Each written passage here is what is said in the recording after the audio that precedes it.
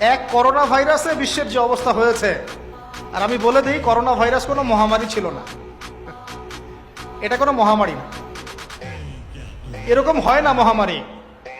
মহামারী মানে একটা এলাকার র্যাপিডলি মরে ধুয়ে সাফ হয়ে যাবে,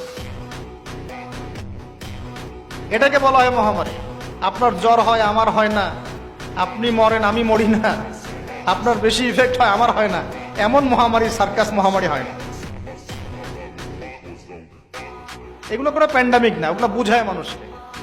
কি সেটা চায়না ভালো জানে, কি সেটা আমেরিকা ভালো জানে, আসলে এটা কি সেটা ইসরায়েল ভালো জানে। আর আমাদেরকে মিডিয়া দিয়ে যা গেলানো হয়েছে সেটা আমরা জানি। কারা কারা টিকা নিয়েছিলেন? সবাই তো টিকা নিয়েছেন মনে হয়। আচ্ছা, মাশাআল্লাহ, অনেক, ইনশাল্লাহ বহুত ফায়দা হবে।